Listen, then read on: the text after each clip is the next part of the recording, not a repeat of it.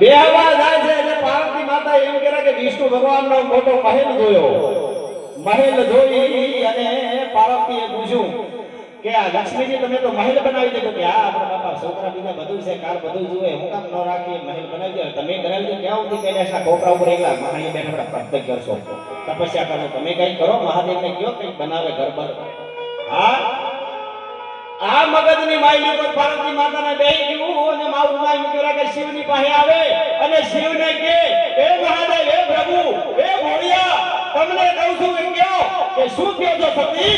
કે પાર્વતી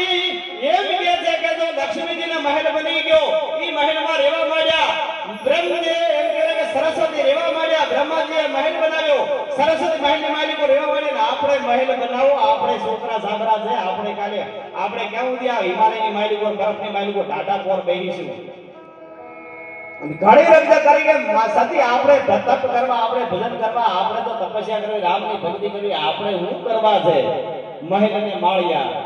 ના કે કરો અને સતી અઠે ચડ્યા અને કીધું કે તપની ભરી ભભૂતિ આલી કે લે મહાદેવ કે વિષ્ણુ કને દાદે નાના ભારોભાર હું લઈ લે અરે કોને તો ધૂળ રાખ છે આ તપની ભભૂત અરે તપની ભભૂત મે ખજાના કુબેર કા હે ભલા માણા તપની ભભૂત માં ખજાના કુબેર કા હે ઈ તપની ભભૂત લઈને કરે કે વિષ્ણુ દરબારની માયલી પર માં લક્ષ્મી જાય છે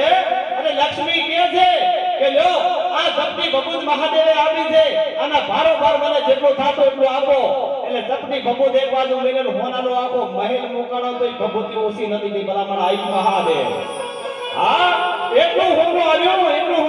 ઢગલો હોનો થઈ ગયો પછી મહાદેવ કહે કે હોનાનો મહેલ બનાવો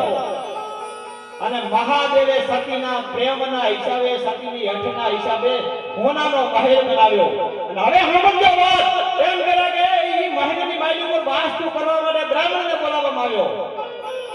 અને તેજી વિદ્રાન બ્રાહ્મણ રાવણને બોલાવ્યો વાસ્તુ પૂજન થઈ ગયું અને મહાદેવને કીધું કે સતી હવે બ્રાહ્મણને કઈ દક્ષિણા દેવાની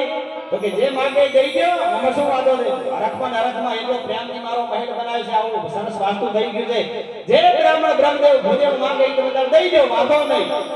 એટલે મહાદેવને ખબર હતી કે હું માંગવાનો છે